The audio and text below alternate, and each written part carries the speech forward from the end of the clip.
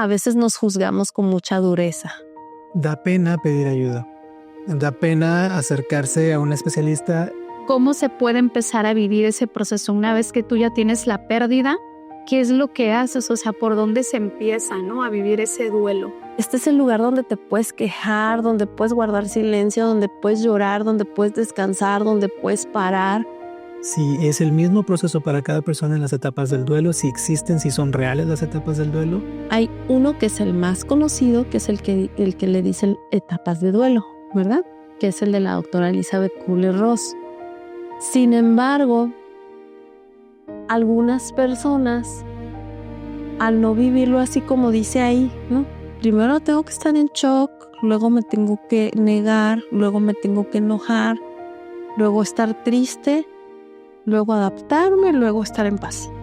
Como digo, no hay recetas así, ¿no?, exactas, porque los seres humanos somos únicos y irrepetibles. Es un modelo muy conocido, pero no es el único. Por ejemplo, hay otro modelo para los divorcios, ¿no? Hay otro modelo para las desapariciones, hay otro modelo para la pérdida de los hijos.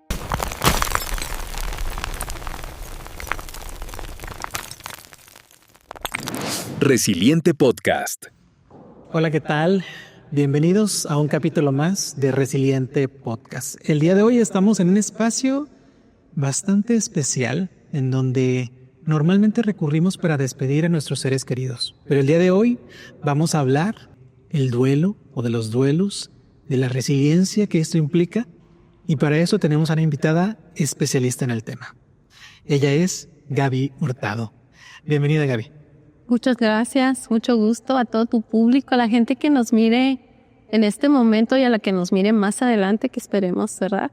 Por ahí que compartan, que disfruten este momento, que se lo regalen, ¿verdad? Y que podamos de alguna manera en este trabajo conjunto, ¿verdad?, dar un apapacho al corazón. Nos acompaña el día de hoy mi compañera de vida, mi pareja, Cecilia Zamora. Gracias. Hola, ¿qué tal a todos? Bienvenidos. Pues a mí me gusta mucho conocer al ser humano detrás. Gaby, ¿cómo fueron tus inicios para poder llegar a esta especialidad de tanatología? Yo soy de formación profesional psicóloga. Como todos psicólogos, ¿no?, tenemos la idea quizás de que una vez que egresas vas a trabajar en un consultorio, ¿no? Piensas que te vas a dedicar a trabajar con patologías, con problemáticas de este tipo. Sin embargo, a mí la vida me fue llevando al área educativa. Yo empecé como orientadora, como psicopedagoga, como docente, en ambiente de preparatoria, en ambiente universitario. Es algo que disfruto mucho. Creo que forma parte de mi vida también, ¿no? Además de la tanatología, porque siempre lo he ido llevando a la par. Siempre he trabajado tanto en este camino que disfruto mucho, como de ir guiando, ¿no?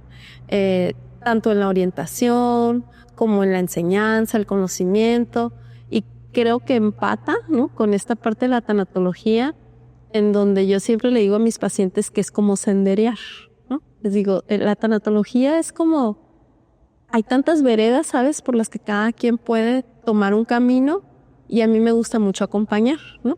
Entonces, parte de esta naturaleza creo que me llama mucho, y de esta vocación de estar para las personas, son cosas que disfruto hacer, ¿no? Lo que es la docencia, aprender también me gusta mucho. Creo que por eso también siempre ando en este ambiente, ¿no?, de la educación, de la universidad, y acompañar ya más en forma, ¿no?, a realizarlo ya como tanatóloga. Creo que me fortalecí o me fui convenciendo un poco más de esta capacidad a partir de que estudié la maestría en tanatología. Como que ahí sentí como mucha certeza, mucho dominio, exacto, esa fuerza que a veces dudas, ¿no? Como que dices, esto me llama, yo siento que esto me gusta, pero ¿seré bueno? ¿Sabes? O sea, ¿lo haré bien? ¿Lo haré lo suficientemente bien? Y una vez que tienes como esta formación y maestros tan buenos, ¿no?, para lo que te vas a dedicar, pues te impulsa, ¿no? Entonces yo creo que eso fue lo que me llevó a despedirme de 17 años de trabajo en una institución educativa y darme un segundo aire, ¿no?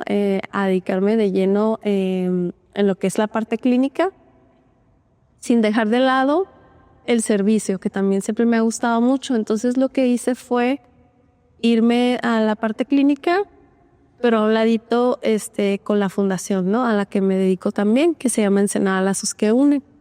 En esta fundación apoyamos a personas con diagnóstico de cáncer. Entonces, al ser una pérdida, trabajas todos los días, ¿no? Con la práctica tanatológica, trabajas todos los días.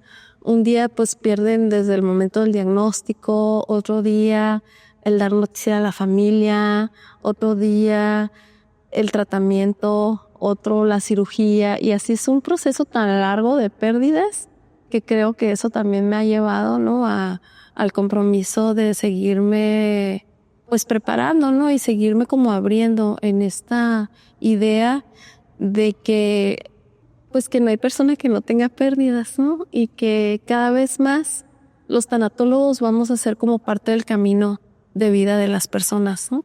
Así lo pienso ahora. Si le tuvieras que explicar a un niño en qué consiste tu trabajo, ¿qué le dirías?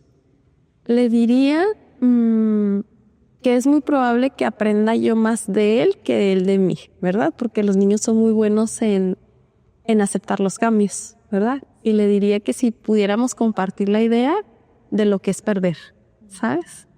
Y yo le diría a mi manera, ¿no? El pensar que la vida muchas veces nos quita algo, pero nunca nos deja las manos vacías. Siempre hay algo nuevo que podemos hacer, como cuando pierdes en el Serpientes y Escaleras, ¿no? Y dices, ¡ay, me hizo! Y ¡chum! Bajé, sí, ¿no? Pero de repente vuelves a echar los dados y sin querer te sale la escalera y ¡fum! Subes. Creo que así se lo explicaría a un niño y muy seguramente él me daría otro ejemplo y estaría genial también, ¿no? Porque los niños tienen una capacidad filosófica impresionante para comprender algunos aspectos de vida que a nosotros nos cuesta mucho trabajo, ¿no? No sé si por ego o por apego, por costumbre, no sé, pero a veces me ha tocado, ¿no?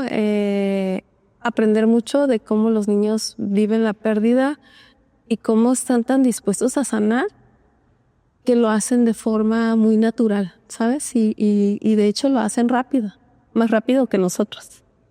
Pues en mi experiencia yo tuve muchas pérdidas y viví el proceso de diferente manera, ¿no? Cada pérdida fue distinta, cada pérdida se siente incluso físicamente, ¿no? De una forma distinta. Diferente. Ajá, entonces, pues, ¿qué recomendaciones nos podrías dar para vivir ese proceso? ¿Cómo se puede empezar a vivir ese proceso una vez que tú ya tienes la pérdida? ¿Qué es lo que haces? O sea, ¿por dónde se empieza, no? A vivir ese duelo. Uh-huh.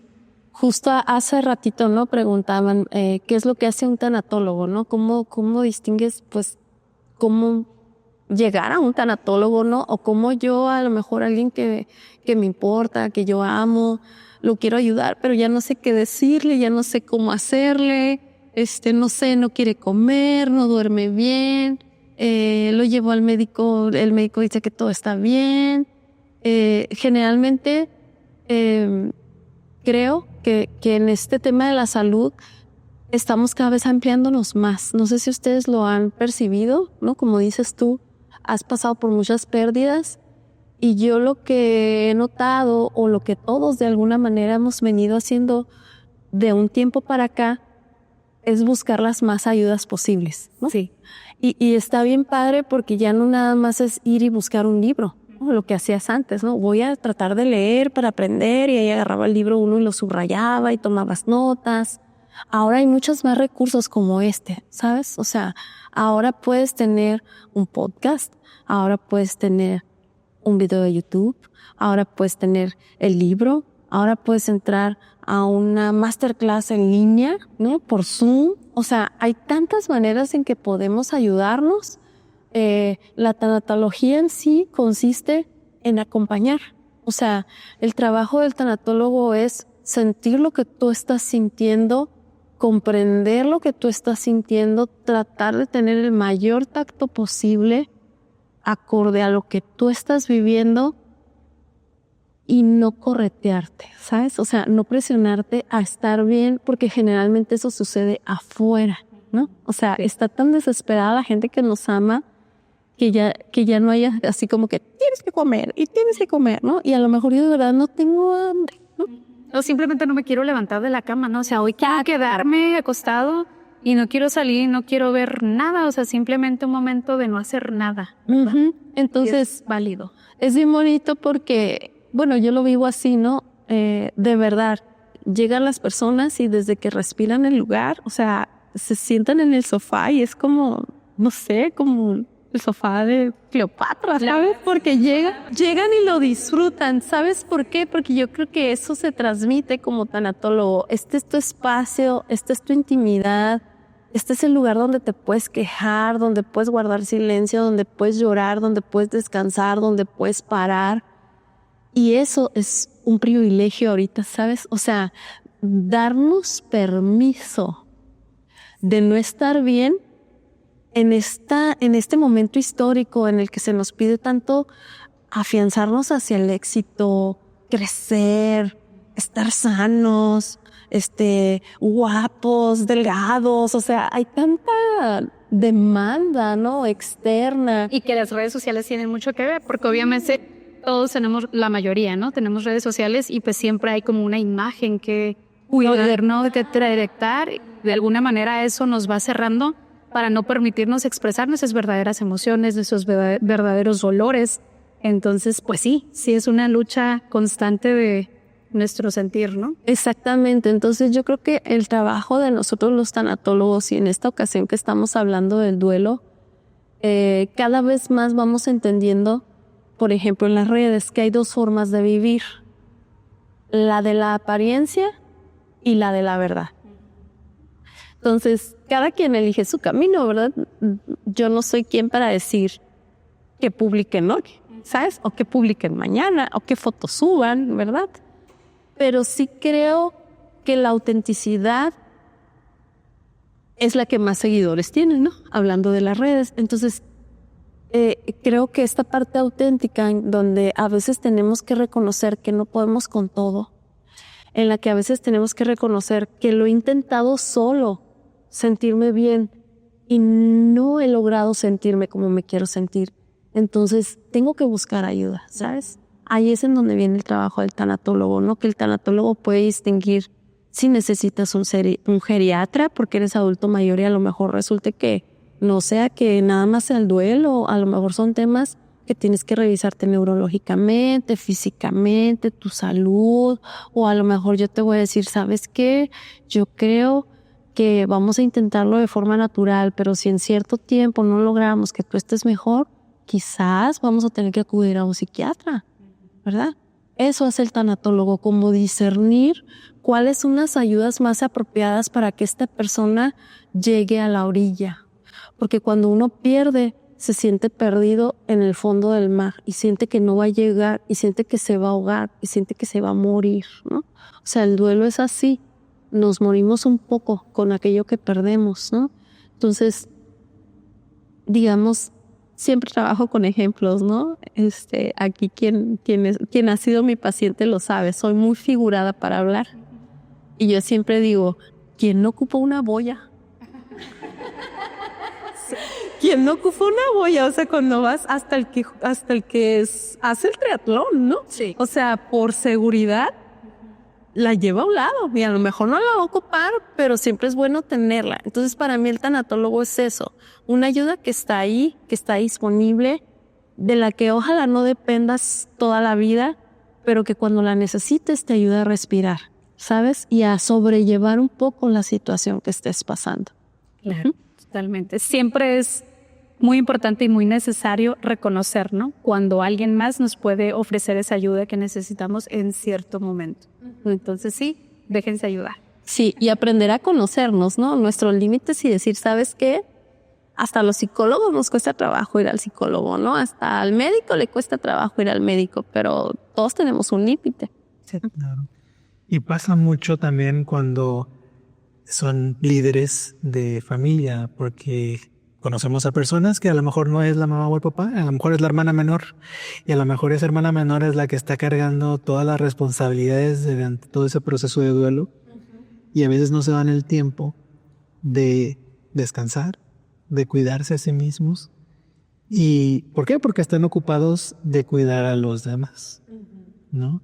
Entonces creo que a veces es importante también tomarse un momento para respirar, para descansar y para pedir ayuda. Así es. Justo hace rato, ¿no? Con mi última paciente le decía, imagínate que llega uno, como dice la canción, flaco, ojeroso, cansado y sin ilusiones. Pero no aquí a la sesión. Imagínate que llegas al gimnasio, ¿no? Y luego le dices al coach, póngamela de 25, ¿no? No tiene lógica, ¿verdad? Claro. Pero a veces en nuestra vida y en nuestro interior hacemos cosas tan ilógicas, ¿no? O sea, queremos salir sin desayunar, ¿no? Estar fuertes las 24 horas, tener la respuesta correcta, poder con todo, cumplir con los compromisos. Entonces creo que hay muchos consejos, ¿verdad?, que podemos tomar de la propia vida, ¿no? Y la vida nos enseña siempre y cuando nosotros abramos los ojos, los oídos, ¿no? Y estemos un poco abiertos también de la mente, ¿no? Sí. Para eso, para aprender de todo lo que se nos presenta. Entonces, hace ratito que comentaba, ¿no? Sobre el ejemplo del gimnasio, le decía, a veces hay que observarnos en dónde nos sobrecargamos, ¿no? Porque sí, eres hermana, pero no eres Wonder Woman, ¿no? Como decías tú, ¿no? A veces los hermanos quieren por los demás hacer hasta lo de la mamá, hasta lo del papá, bueno, a veces demasiado, ¿no? Sí. Demasiado sobrecargado. Uh-huh. Oye, a veces, como decías hace rato, la familia, los seres que están alrededor, a veces los amigos, ven a la persona que está viviendo el duelo y con tal desde su perspectiva de ayudar, pues pueden decir o hacer ciertas cosas que en lugar de ayudar le perjudican. ¿Qué consejo le darías a una persona que es familiar o es un ser querido de alguien que está viviendo un duelo para que realmente lo puedan apoyar y no hacer que se sienta mal esa persona que está sufriendo el duelo? Uh-huh. Yo creo que hay frases como que, digamos que no son muy recomendables, ¿verdad? Incluso yo suelo compartir una herramienta que es una hoja en donde dice aspectos que ayudan, ¿no? Y otra hoja en donde dice aspectos que obstaculizan, ¿no? Entonces, por ejemplo, en los que obstaculizan dice hacerte el fuerte. Como que tú nunca lloras, como que tú estás bien, no hablar del tema, ¿no? En realidad no estás ayudando porque a lo mejor todos están haciendo los fuertes y todos lo están pasando mal, ¿no? Es un ejemplo. Cuando me preguntas específicamente, ¿no? Si yo soy tu familiar o tu amigo, ¿qué no ayudaría? ¿No? Si yo te quiero ayudar, ¿qué realmente no ayudaría? Yo creo que la clásica frase de ¿otra vez? ¿no? ¿Otra vez estás llorando? ¿Otra vez el mismo tema? ¿no? ¿Otra vez lo mismo? No, hombre, ¿otra vez volvieron? Porque todo lleva procesos, ¿no? Sí. Todo tiene su tiempo.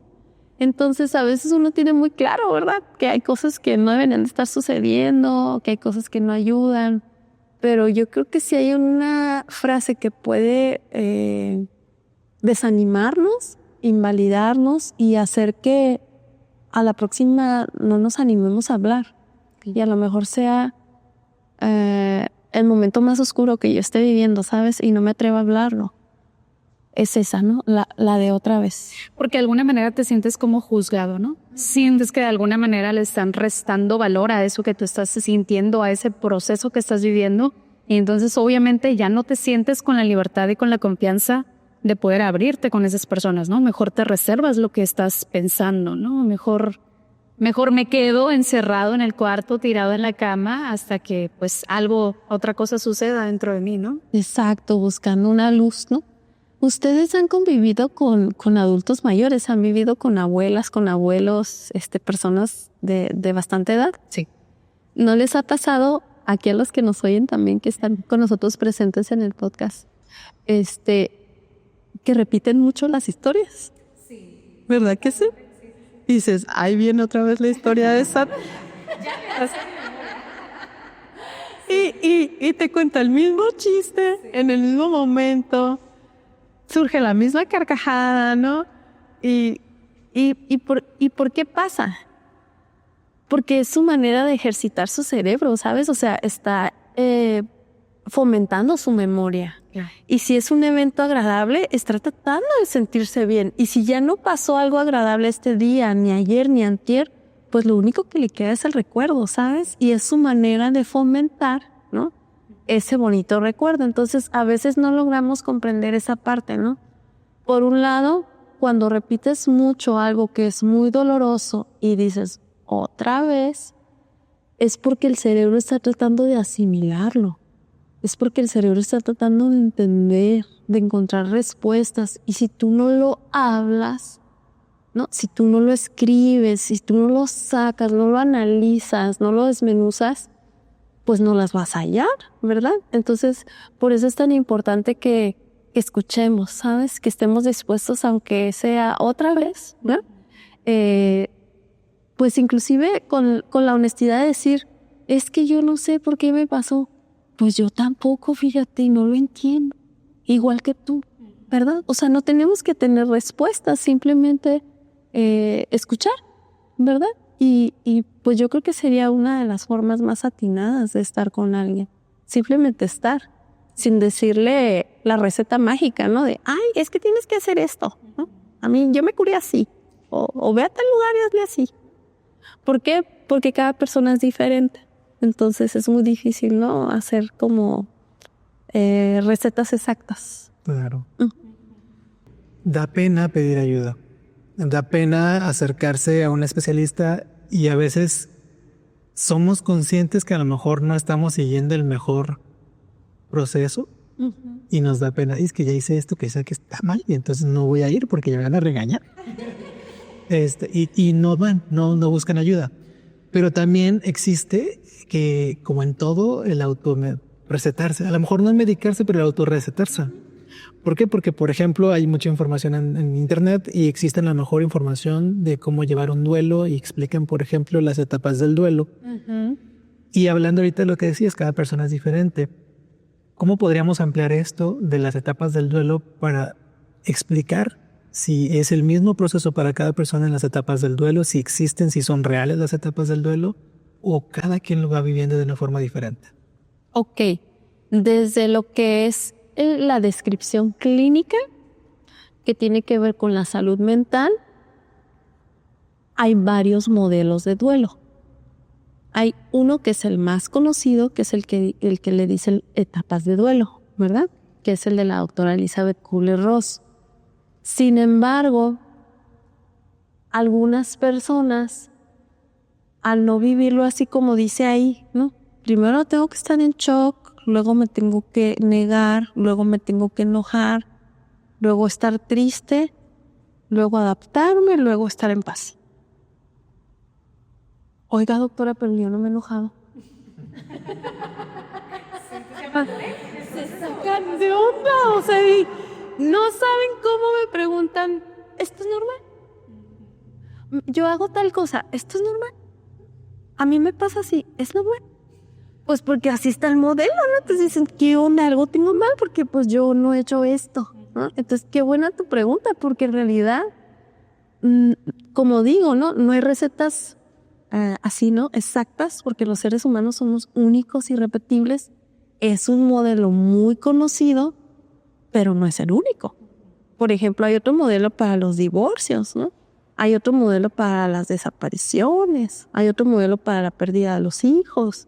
Entonces, digamos que las etapas de duelo sí nos ayudan porque lo que favorecen es que nos conozcamos y vayamos como acompañando nuestras emociones en el camino, ¿no? Y aprendiendo a conocer esas emociones, cómo lidiar con ellas, cómo hacerlas menos adversas, ¿no? Menos desagradables, pero no son la única forma. Por eso decía yo que esto es como senderear, ¿no? Porque te puedes ir por donde todo el mundo se va, digamos, al salto, ¿no? Y todo el mundo agarra por la misma veredita, ¿no? Para el salto. Pero no es la única forma de llegar. Hay unos que son bien expertos y no, hombre, suben por arriba por las piedras y bajan rapeleando, ¿no? En el salto. Y dices, ay, qué padre, son bien gallos, ¿no? Pero hay otras que no, se van con niños y se van pues por las vereditas, ¿no? Tardan sus 3 horitas, pero llegan. Entonces, con el tema de los modelos de duelo, son como una ayuda visual para ver si yo me identifico con eso y de esa manera me puedo entender mejor. Entonces, dependiendo la situación, la circunstancia que tú estés viviendo, un buen tanatólogo va a adaptar el modelo a ti. No va a querer que a fuerzas te enojes, ¿no? Hacer que tú te adaptes al modelo, ¿no? Como hay gente que es así, ¿no? Que es que tienes que escribir una carta. Pues a lo mejor no quiere escribir una carta, ¿sabes? No, es que tienes que perdonar. Pues a lo mejor no quiere perdonar.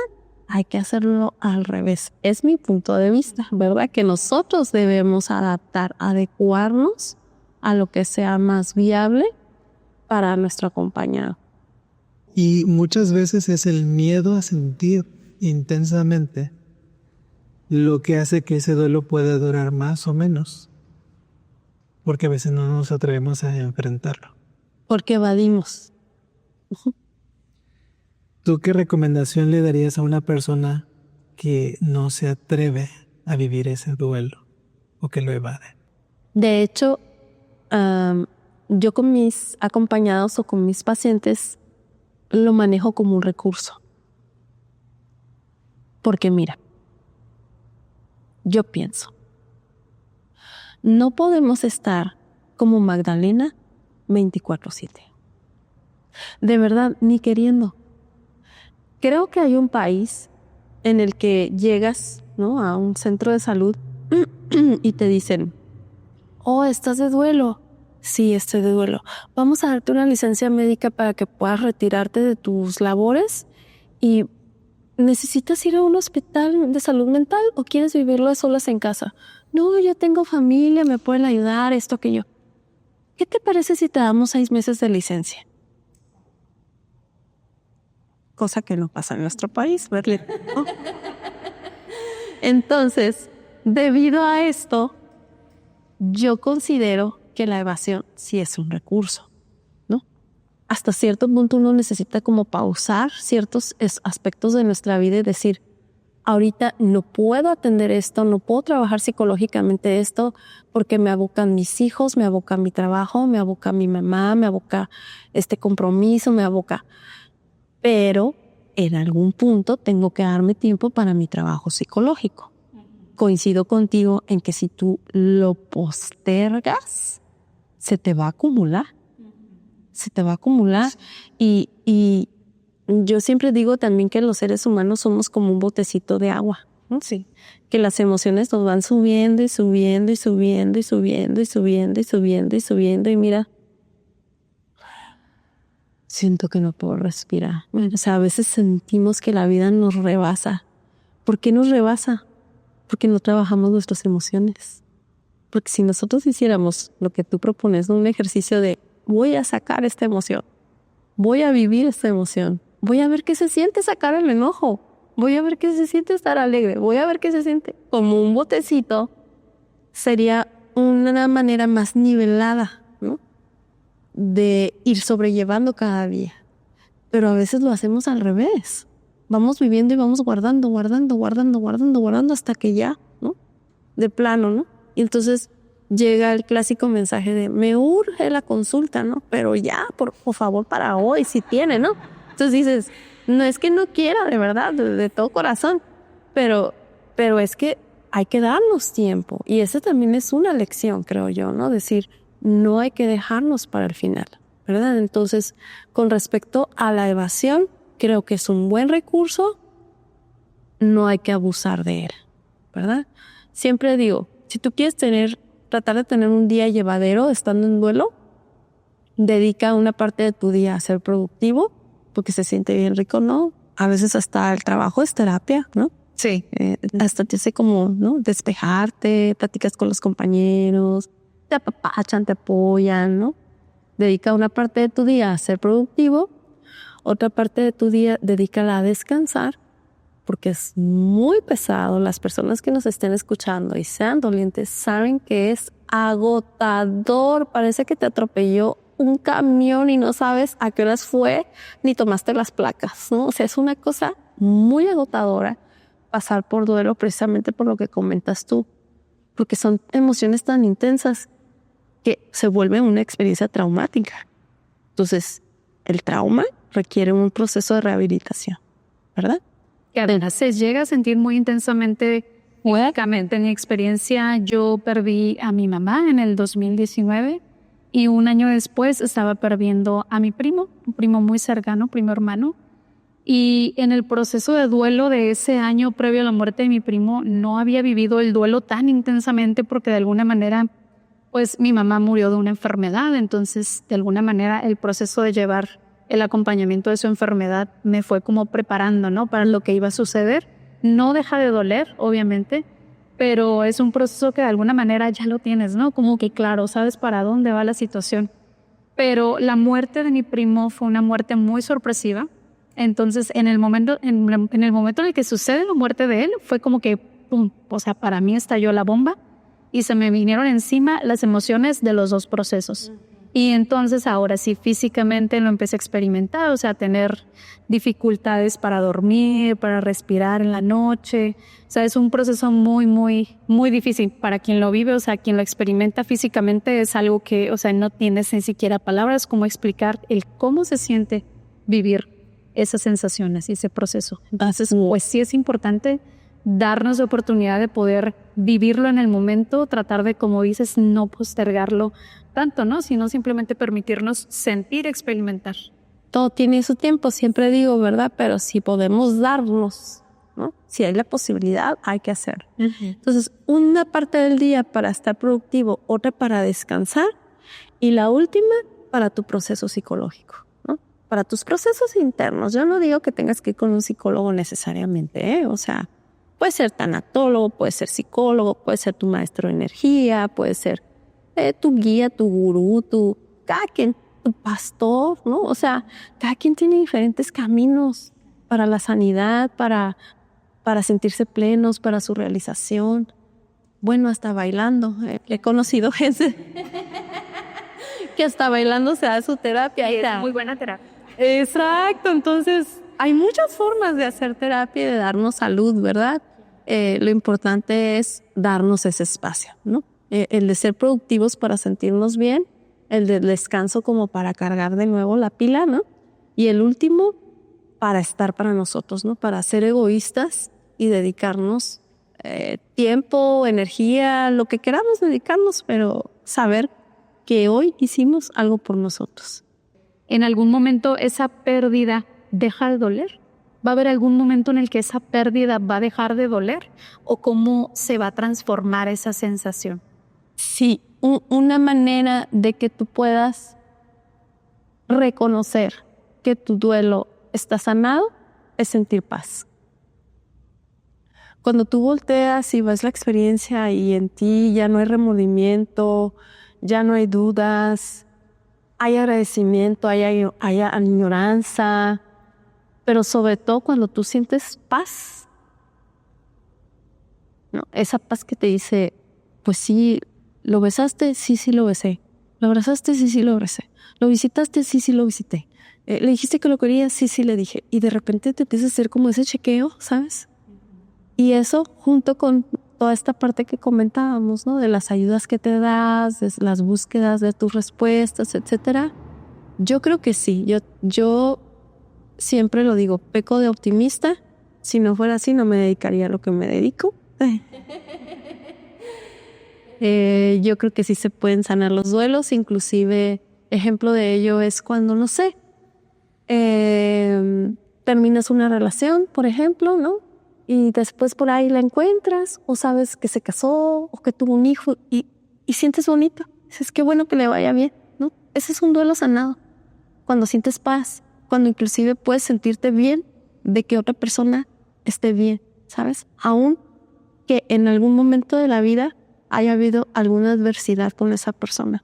Yo creo que es parte de nuestro crecimiento.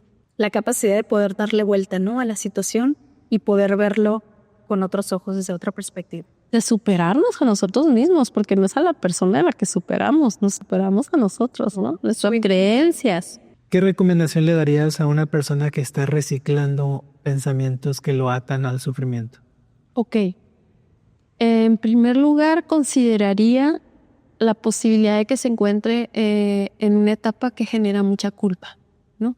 O sea, hay cierto tiempo durante el proceso de duelo, generalmente, no lo estoy así como siendo determinante, pero generalmente alrededor del segundo mes, como estás buscando a ver si algo se hizo mal, si algo faltó, si hice todo, etcétera, puede ser que yo diga, si lo hubiera llevado a otro hospital, por ejemplo, ¿no? Y me anclo a ese pensamiento y entonces yo empiezo a pensar, si lo hubiera llevado a ese hospital, él estuviera vivo.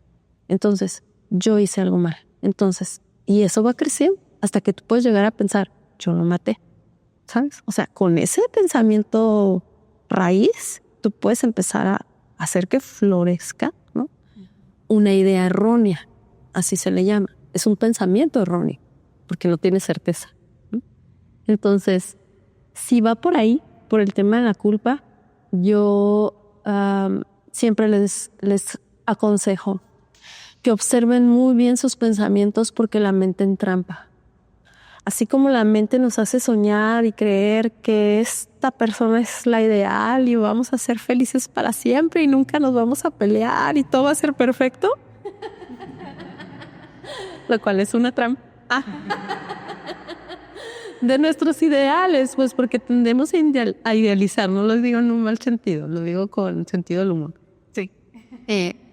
Así también pasa que la mente nos entrampa, ¿no?, como si fuera maleza, ¿no? Y empieza en algo que debiera ser amor, que debiera permanecer lo más hermoso de la relación, lo más memorable de la persona, los valores que te enseña, etcétera.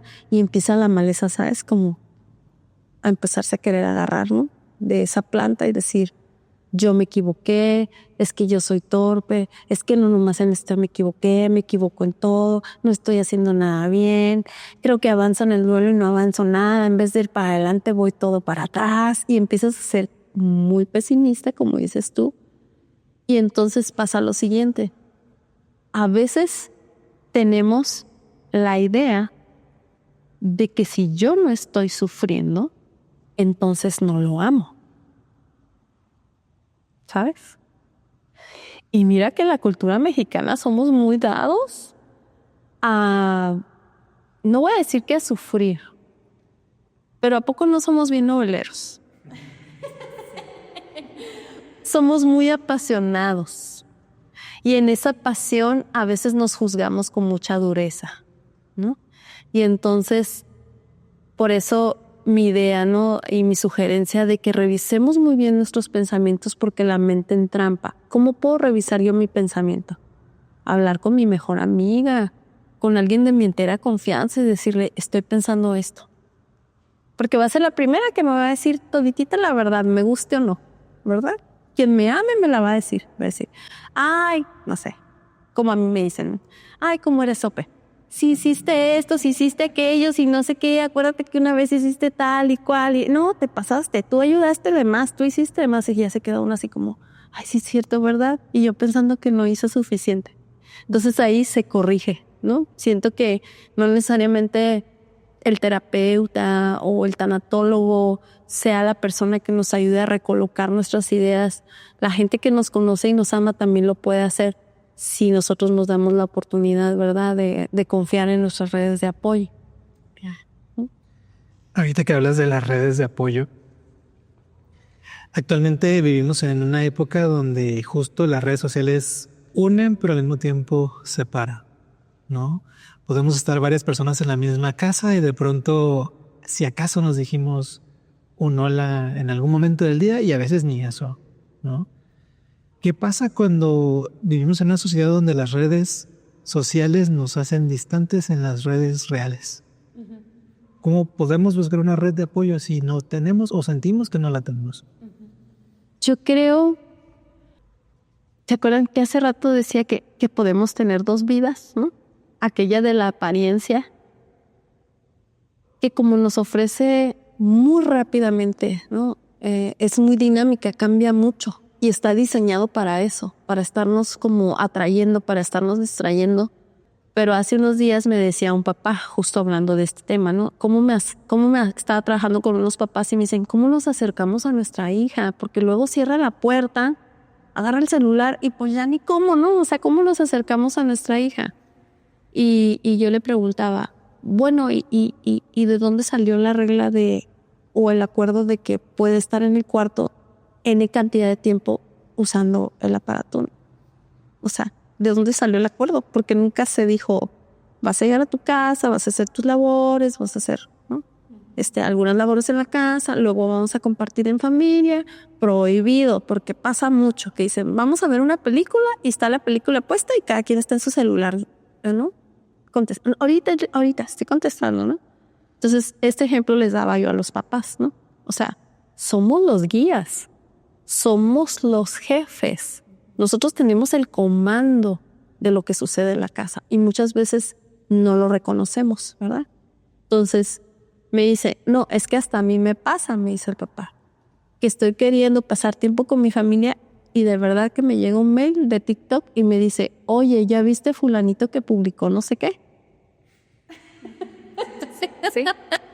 Entonces le digo, es que así está diseñado esto, ¿no? O sea, tenemos que ponernos muy atentos porque absorbe, o sea, esa vida inexistente, esa vida irreal, nos puede absorber y nos resta y nos mina de esta vida real, ¿verdad? De esta vida donde nos podemos tocar, donde nos podemos abrazar, donde nos podemos reír, donde, hasta nos podemos intolerar, ¿sabes? ¿No? Hasta podemos decir, ¿no? Y más las mujeres, ¿no? Tengo ganas de pelear. Estoy aburrida. Eso no pasa. Nunca pasa, ¿verdad? Nunca pasa. No me crean. Pero qué rico, ¿no?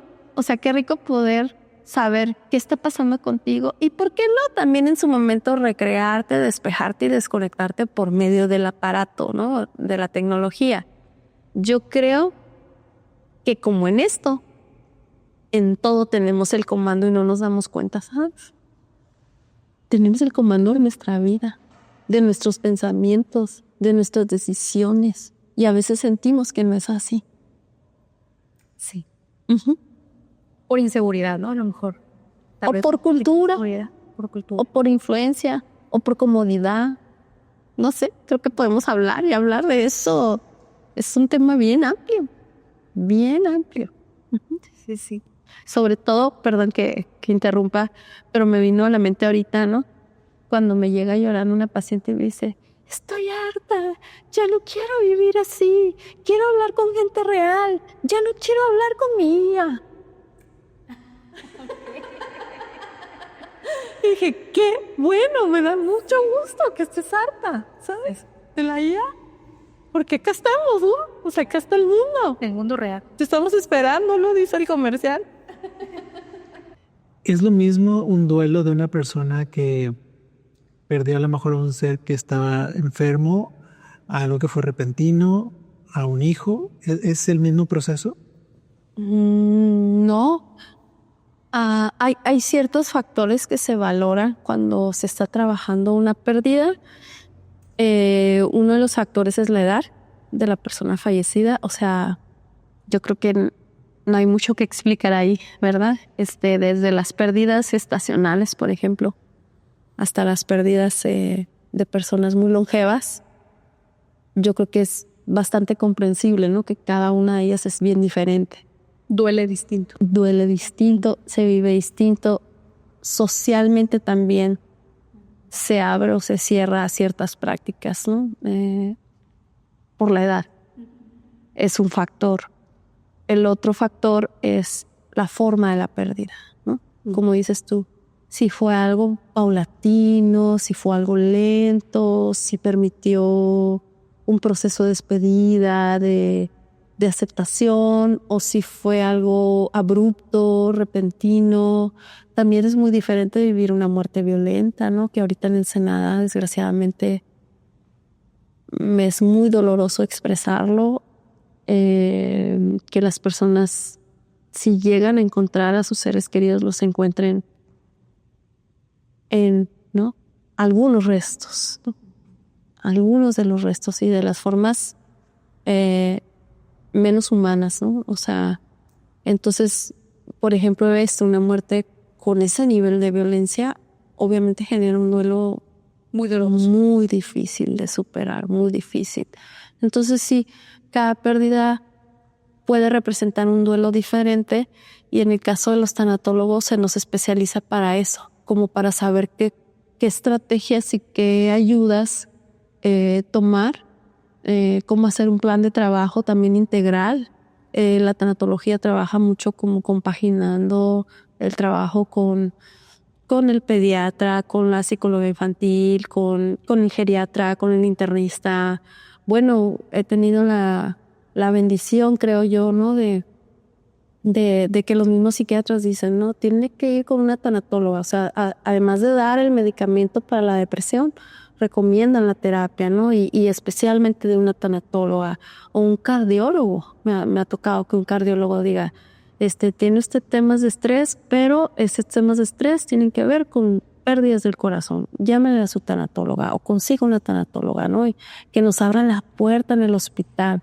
O sea, el trabajo del tanatólogo es así, como la suma de varias ayudas, y cada vez más, al ir sumando, siento yo que vamos logrando como esa velocidad, ¿no?, de eso que queremos ver, que es un resultado favorable.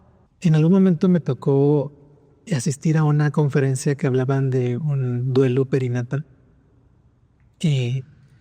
Pero desde tu perspectiva, ¿es importante el despedirse del cuerpo de una pérdida perinatal? Sí, sí, definitivamente. O sea,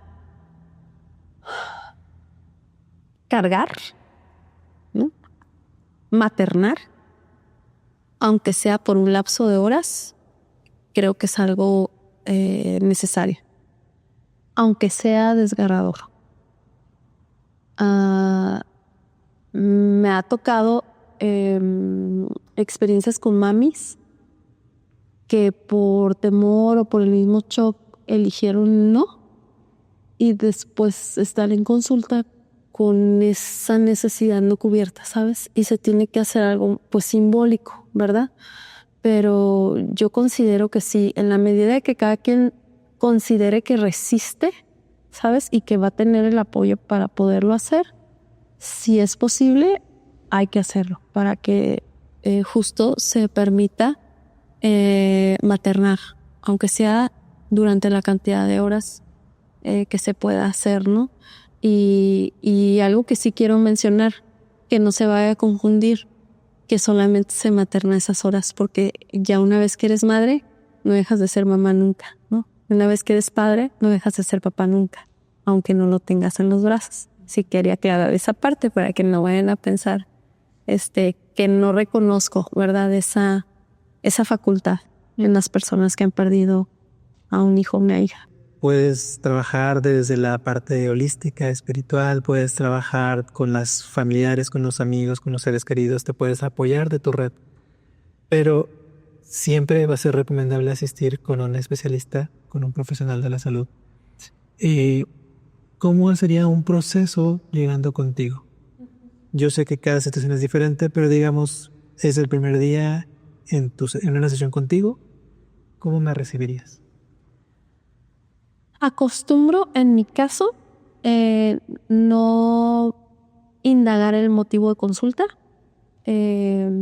Normalmente tomo algunos datos como no tanto generales, sino familiares, que me ayuden a conocer un poco el contexto de la persona y así preguntar lo menos posible, ¿no? Como no estar de, ¿dónde vives? ¿Y con quién vives?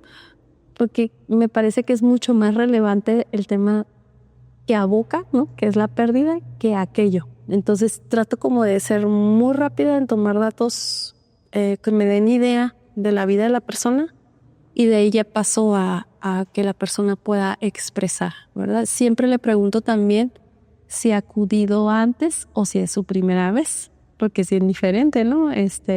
Llegar así con las manos sudando y que los miro que le están temblando los pies, ¿no? Y que están así como que tratar de ayudarles, ¿no? De conversar con ellos, hacer una charla, más que un proceso tal cual de que ellos estén, ¿no? Como hablando de sus asuntos de vida, porque a veces no saben cómo. En cambio, a veces llegan personas que me dicen, no, yo tengo en terapia desde, ¿no? Casi que de toda la vida. Entonces yo les digo, pues adelante, ¿no? Y entonces las mismas personas se van prestando, ¿no? A su proceso personal, ya saben cómo irlo llevando, ya van como muy identificado que quieren trabajar, que han venido haciendo. Entonces, trabajo así, como que dependiendo lo que veo, ¿no? Que mucho tacto. Sí, que es más adecuado para la persona y casi siempre valorar es como discernir si requiere proceso terapéutico o no conmigo. Porque si a lo mejor requiere más de un médico que de un tanatólogo, es mi trabajo por responsabilidad y por ética canalizar, ¿no? Si a lo mejor considero que sería mejor acudir, por decir, hay gente que le gusta las charlas de la iglesia, ¿no? Donde van todos en duelo y vivirlo en grupo y como hablarlo. Yo le digo, miren, iglesia tal, ¿no? A los tales días, o sea, acostumbro eso, como valorar si requiere el proceso o si hay otras formas que sean más acordes y que puedan ser de más ayuda para la persona. Es como trabajo. Muy bien. Al principio hablabas de una organización, una asociación civil. Sí. ¿Nos puedes platicar un poquito de ella? Sí, con mucho gusto. Es una agrupación, tenemos alrededor de 12, 13 años, un grupo de psicólogos que al principio trabajábamos acompañando en el proceso de pérdida a pacientes con cáncer, pero trabajábamos a domicilio. Entonces de repente nos tocaba pues Valle Verde, de repente Maniadero, de repente no, y andábamos pues de un lado a otro dando el acompañamiento emocional. Hasta que un día dijimos, oye, o sea, nos está pidiendo cada vez más gente ayuda. Y en lo que estamos gastando de gasolina que haya, más el tiempo de traslados. O sea, ¿por qué no hacemos una agrupación en donde la gente pueda acudir, ¿no? Y recibir la terapia? Empezamos a investigar y en la ciudad solamente había apoyo a mujeres con cáncer de mama. Entonces dijimos, vamos a abrirnos. O sea, vamos a abrirnos a hombres, mujeres, niños, adolescentes y todo tipo de cáncer. Así, si llega a suceder, ¿no? Que dicen, aquí no podemos recibirlo, pero hasta fuimos a aquel lugar y dejamos folletos, ¿no? Y dijimos, no hay que agüitarnos, aquí como hay el Oxxo y el 7-Eleven, ya hice el comercial, ¿no? Pero digo, la idea es que la gente reciba la ayuda, ¿no? Y así nos fuimos dando a conocer, ¿no? Nos hicimos amigas entre las dos asociaciones y empezamos como a mandarnos y gracias a Dios ha ido evolucionando muy bonito. Es un grupo bien llevadero. Cada martes hay un martes de terapia de mujeres, entre las que tienen diagnóstico. Algunas son de recién diagnóstico, otras son sobrevivientes, pero nunca faltan. Siempre hay un grupo nutrido de mujeres. Y entonces cada martes un psicólogo toma el martes. Y dependiendo más o menos los temas que ven que van surgiendo de las mismas pacientes que tocan, ¿no? Por ejemplo, a mí me toca el próximo martes y voy a hablar sobre autoestima, ¿no? Entonces, a lo mejor en el siguiente martes hablan sobre resiliencia. Y así se va tocando como un tema cada martes. Les gusta mucho aprender, son muy abiertas a decir, ahora queremos que nos enseñen de tal cosa. Son bien proactivas. Y los jueves, cada 15 días, hay terapia para familiares.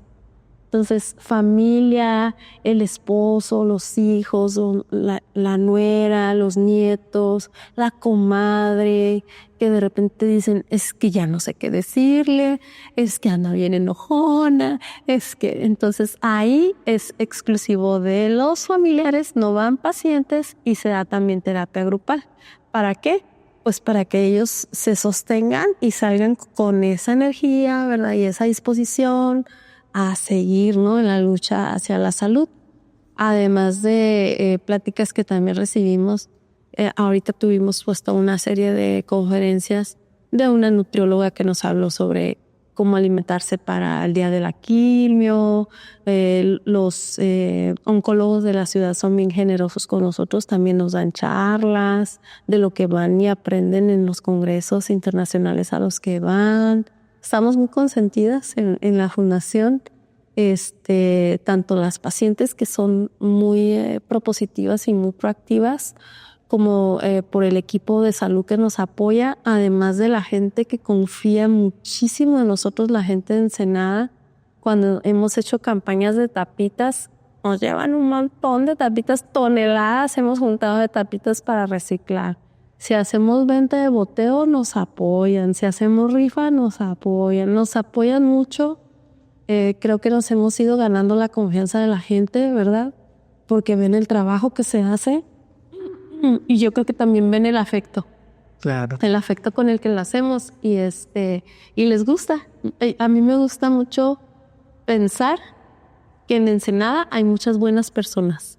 Ay. Por eso cuando le pusimos el nombre a la fundación, le pusimos Ensenada Lazos que Unen, porque dijimos, es que en Ensenada somos otro nivel, somos bien solidarios, ¿sabes?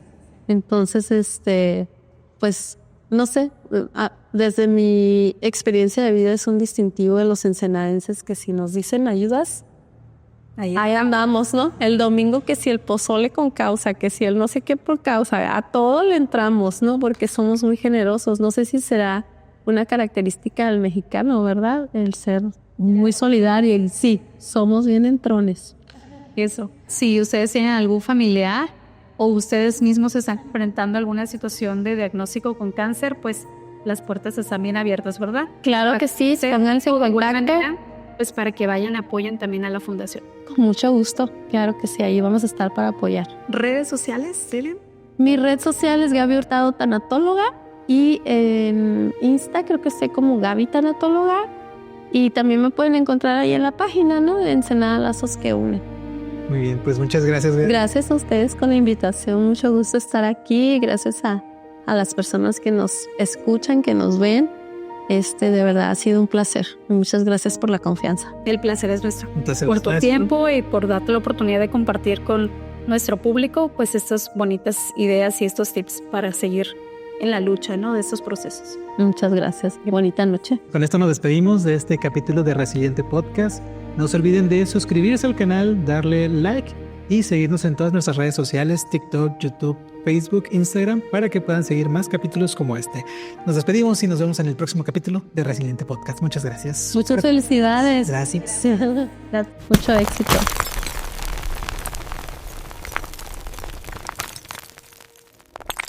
Resiliente Podcast.